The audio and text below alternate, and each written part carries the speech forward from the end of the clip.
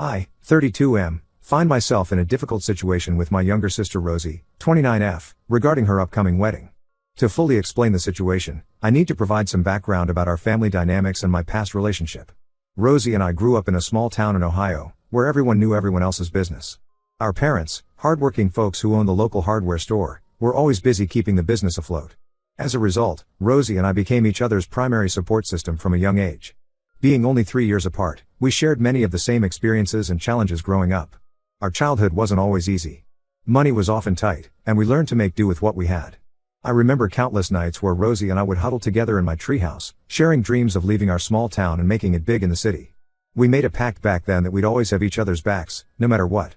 As we grew older, our bond remained strong. When I left for college in Columbus, Rosie would visit me almost every weekend, crashing on my dorm room floor just to spend time together. And when it was her turn to go to college 2 years later, I was there to help her move in and get settled. It was during my senior year of college that I met Gina, 24F at the time. We were both interns at a local Freddy Eating firm, and we hit it off immediately. Gina was everything I thought I wanted, smart, ambitious, and with a wicked sense of humor that kept me on my toes. We bonded over our shared love for obscure indie bands and our dream of making it in the advertising world. When I introduced Gina to Rosie, they clicked instantly. It was like watching two long-lost friends reunite. They shared the same taste in fashion, finished each other's sentences, and soon started having regular girls' nights out. Seeing the two most important women in my life get along so well made me feel like everything was falling into place. For 3 years, life seemed perfect. Gina and I moved in together after graduation when we both landed full-time positions at the same firm. We talked about marriage, kids, and building a life together. Rosie was thrilled, constantly hinting at how she couldn't wait to have Gina as a sister-in-law. But then, everything fell apart. It was a regular Tuesday evening when I came home early from work, planning to surprise Gina with tickets to see her favorite band. Instead, I was the one who got the surprise. I found Gina in our bed with my best friend, Jake, 31M. Jake and I had been friends since high school. We were the classic odd couple, me, the quiet, studious type, and Jake, the life of the party. We'd been through everything together. He was there when I got my heart broken for the first time in sophomore year. I was there when his dad passed away during our senior year. Finding him with Gina felt like a betrayal of not just my relationship, but of our entire history. The next few weeks were a blur of pain and confusion. Gina tried to downplay the affair, claiming it was just a few meaningless hookups. But as the truth unraveled, I discovered that their relationship had been going on for 6 months. They had been planning to leave their respective partners to be together. The worst part was learning that many of our mutual friends knew about the affair but chose to keep it from me. I ended things with Gina immediately and cut ties with Jake. The betrayal left me reeling, questioning every relationship in my life. It was during this time that Rosie proved to be my rock. She took time off work to help me move out of the apartment I shared with Gina. She listened to me vent for hours, brought me food when I couldn't bring myself to cook, and even confronted Jake when he tried to apologize. Rosie's support during this time meant everything to me. She reminded me of our childhood pact, that we'd always have each other's backs. Her unwavering loyalty helped me start to rebuild my trust in people. Over the next 3 years, I focused on healing and personal growth. I threw myself into my work, eventually earning a promotion. I started therapy to work through my trust issues. And about a year ago, I met Kristen, 30F. With Kristen, I've found a relationship built on mutual respect and open communication. She knows about my past and has been incredibly patient and understanding as I've worked through my lingering trust issues. Rosie, meanwhile, got engaged to her longtime boyfriend, Freddie, 33M, 6 months ago. Freddie's a great guy. He's an elementary school teacher with a passion for community service. I was thrilled for them and immediately offered to help with wedding planning in any way I could. Everything was going smoothly until last week. Rosie called me, excited to share updates about the wedding plans. We chatted about the venue, the menu, and the guest list. And then, casually, as if it was the most normal thing in the world, she mentioned that she had invited Gina to the wedding. I was stunned into silence for a moment. When I found my voice, I asked her why she would do that, given everything that had happened. Rosie's response left me speechless. She said, "Come on, it's been 3 years. Gina and I have remained friends, and she's important to me. I want her at my wedding." I couldn't believe what I was hearing.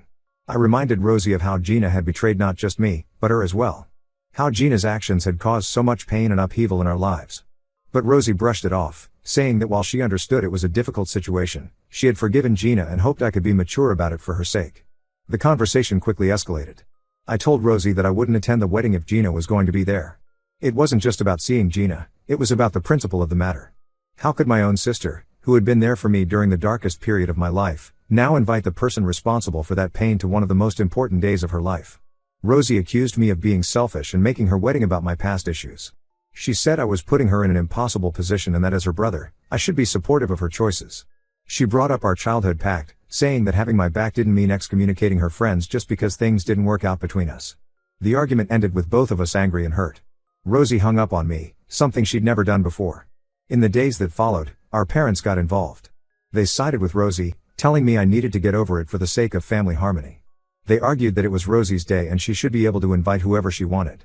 My mom even suggested that this could be an opportunity for closure. But I can't shake the feeling of betrayal. It's not just about Gina being there, it's about what her presence represents. It's about Rosie choosing to maintain a friendship with someone who hurt me so deeply, and now expecting me to just accept it. I'm standing my ground, but now I'm starting to wonder if I'm overreacting. The wedding is in a month, and this issue is causing a rift in our family. Rosie and I have barely spoken since our argument, which feels wrong given how close we've always been. Part of me feels like I should just suck it up and go to the wedding for Rosie's sake. But another part of me feels like this is a line I need to hold. I'm tired of being expected to be the bigger person while others disregard my feelings. Am I the asshole for refusing to attend my sister's wedding because she invited my ex who cheated on me? Or am I justified in standing my ground? Update 1. It's been a week since my last post, and I want to thank everyone for their responses. Reading through your comments gave me a lot to think about and helped me gain some perspective on the situation. After my initial conversation with Rosie, things were tense between us. We didn't speak for a few days, which felt strange and uncomfortable given how close we've always been. Our parents kept calling, trying to mediate, but I wasn't ready to budge on my stance, and Rosie seemed equally unwilling to change her mind. 3 days ago, I decided it was time to reach out to Rosie. I figured we needed to have a calm, honest conversation about this whole mess. We agreed to meet at Rosie's Diner, the same place where we used to grab milkshakes after school and talk about our dreams and problems. Walking into Rosie's was like stepping back in time. The worn red vinyl booths, the jukebox in the corner playing oldies, even the smell of coffee and grilled onions, it all brought back a flood of memories.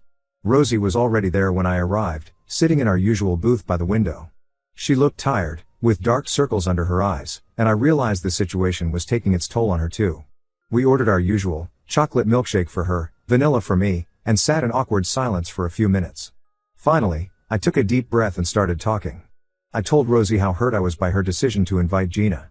I explained that it wasn't just about the cheating, but about the betrayal of trust and the pain that Gina and Jake's actions had caused me. I reminded her of how she had been there for me during that difficult time, how her support had meant everything to me. I also opened up about my ongoing struggles with trust. I admitted that even though I've been in therapy and have made progress, the thought of being in the same room as Gina on what should be a joyous day filled me with anxiety. I was worried it would bring back all those feelings of betrayal and inadequacy that I've worked so hard to overcome. Rosie listened patiently, stirring her milkshake absently. When it was her turn to speak, she surprised me. She admitted that she had been struggling with this decision for months. Apparently, Gina had reached out to her shortly after the engagement, expressing how much she wanted to be part of Rosie's big day. Rosie felt torn between her loyalty to me and her friendship with Gina. What shocked me even more was when Rosie revealed that Gina had been going through some personal struggles of her own. She had been diagnosed with a chronic illness shortly after our breakup, and Rosie had been one of her main support systems. I had no idea about any of this. Rosie explained that she felt guilty about potentially excluding Gina from such an important event, especially given what Gina was going through. She also admitted that she had hoped that enough time had passed for wounds to heal, and that maybe this could be an opportunity for some kind of reconciliation. While this information didn't change how I felt about Gina's presence at the wedding, it did help me understand Rosie's perspective a bit better. We talked for hours, really diving into our feelings and concerns. We reminisced about our childhood, the pact we made, and how we've always been there for each other. By the end of our conversation, we came to a compromise. Rosie agreed to uninvite Gina from the main wedding ceremony and reception. However, she asked if it would be okay for Gina to attend the smaller, more intimate bridal shower that her friends were organizing. Rosie promised that I wouldn't have to interact with Gina at all, and that she would make sure Gina understood the boundaries. I thought about it for a long time. Part of me still felt uncomfortable with the idea of Gina being involved in any way. But I could see how much this meant to Rosie, and I remembered all the times she had compromised for my sake over the years. Finally, I decided I could live with this arrangement. It's not ideal, but it allows Rosie to maintain her friendship with Gina without making me uncomfortable at the actual wedding. We also agreed that we needed to work on our communication. Rosie promised to be more considerate of my feelings in the future, and I promised to try and be more understanding of her friendships, even if they involve people from my past. As we were leaving the diner, Rosie hugged me tightly and thanked me for being willing to talk things through. It reminded me of all the times we'd solved problems together as kids, and I felt a wave of relief wash over me. I'm still processing everything, but I feel better about the situation. I'll be attending the wedding, and I'm actually looking forward to celebrating my sister's special day without the cloud of this conflict hanging over us. There's still some tension with our parents, who think I should have just let it go from the beginning, but I'm standing firm in my belief that my feelings were valid. Rosie and I are planning to have a family dinner soon to clear the air with everyone. I know this compromise isn't perfect, and part of me still feels uneasy about Gina being at the bridal shower. But I'm trying to focus on the positives, my relationship with Rosie, the upcoming celebration, and the fact that we were able to work through this together. Thank you all again for your advice and support. It really helped me navigate this difficult situation. I'll update again if anything significant happens, but for now, I'm cautiously optimistic about moving forward. Update 2. It's been about 3 weeks since my last update, and the wedding is now just a few days away. I wish I could say everything has been smooth sailing, but unfortunately, that's not the case. After Rosie and I reached our compromise, things seem to be getting back on track. We had a family dinner where we explained the situation to our parents. They weren't entirely happy with the solution, but they were relieved that Rosie and I had worked things out. We even started joking about old times, and for a while, it felt like the dark cloud over our family had lifted. Rosie had her bridal shower last weekend. As agreed, Gina attended, and I wasn't there. I spent the day with Kristen, trying not to think about what was happening at the shower. Kristen suggested we go hiking to take my mind off things, and it helped. For a while. When we got back from our hike, I had several missed calls from Rosie. My heart sank. I knew something must have happened. I called her back immediately, and she answered on the first ring. Rosie's voice was shaky as she told me what had transpired at the bridal shower. Apparently, everything was going well until one of Rosie's friends, probably after having a few too many mimosas, made a tactless joke about Gina being the almost sister-in-law. This led to an awkward silence, followed by Gina bursting into tears. According to Rosie, Gina then proceeded to give an emotional speech about how much she regretted her actions, how she had been going through a difficult time when she cheated, and how she wished she could turn back time. She talked about her illness and how Rosie's friendship had been a lifeline for her. The shower essentially turned into an impromptu therapy session for Gina, with many of the guests comforting her and telling her it was okay. Some even suggested that enough time had passed and that I should get over it. Rosie was calling me because she felt terrible about how things had unfolded. She apologized profusely, saying she never intended for the shower to turn into a pity party for Gina. But then she said something that made my blood run cold. She asked if I would reconsider having Gina at the wedding. I was stunned. We had an agreement. We had worked through this. And now, because Gina had a meltdown at the bridal shower, everything was up in the air again? I told Rosie that I needed some time to process this information. I hung up and immediately felt a wave of anger and betrayal wash over me. It felt like I was right back where I started, with my feelings being dismissed for the sake of keeping the peace. I spent the next couple of days in a daze, trying to figure out what to do. Kristen was supportive as always, offering to skip the wedding in solidarity if I decided not to go. But I knew that would only cause more problems. Yesterday, I finally called Rosie back. I reiterated my position. I would not attend the wedding if Gina was there. I reminded Rosie of our agreement and how much it had meant to me that she understood my feelings. I told her that while I sympathized with Gina's struggles, it didn't change the fact that her presence would make me extremely uncomfortable on what should be a joyous day. Rosie got defensive.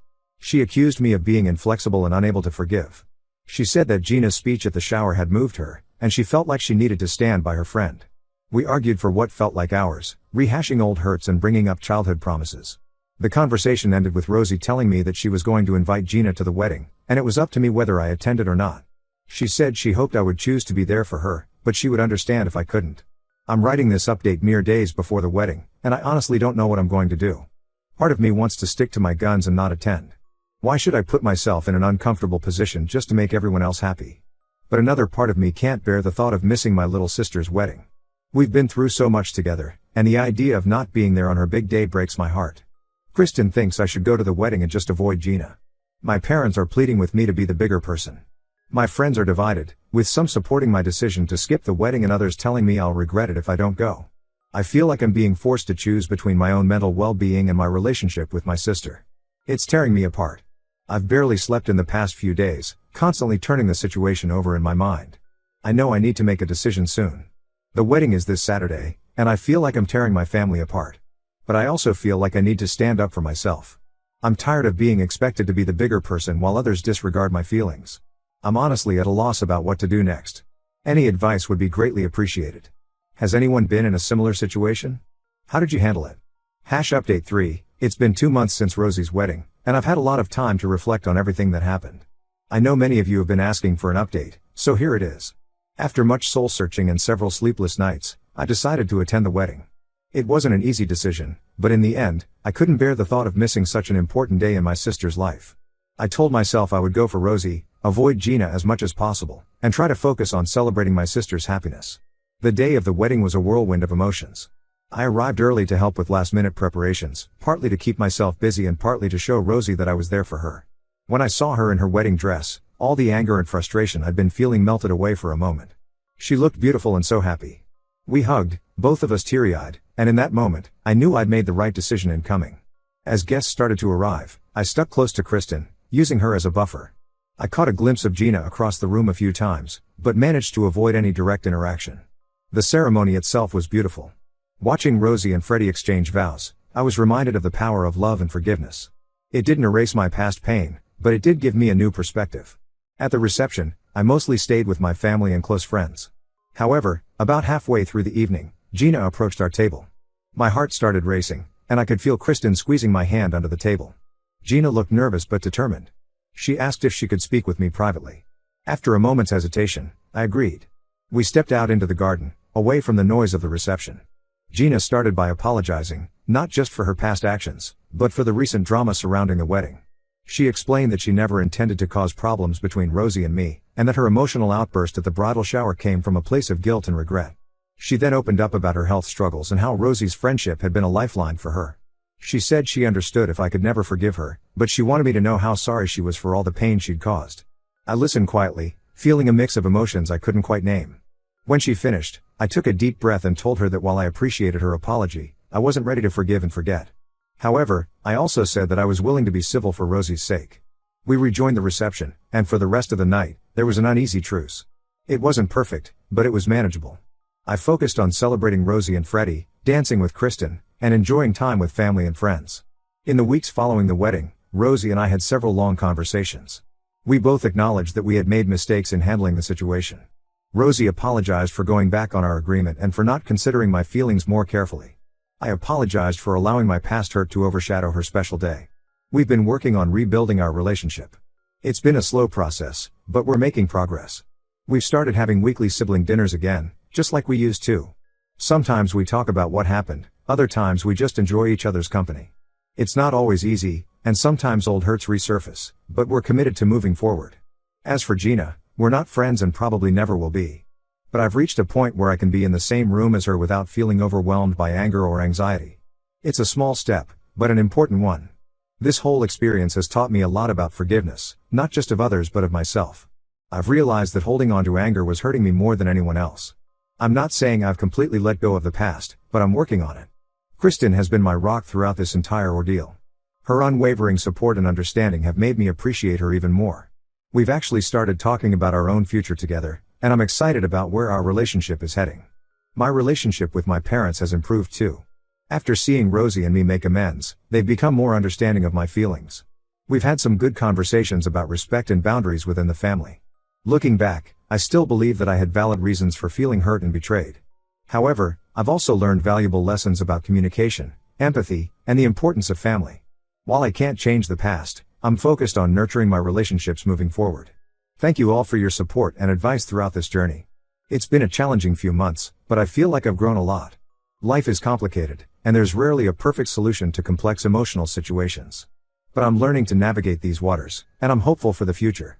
If there's one thing I'd like people to take away from my experience, it's this: it's okay to stand up for your feelings, but also be open to understanding others' perspectives. And sometimes, the path to healing isn't about forgetting the past, but about finding a way to move forward despite it.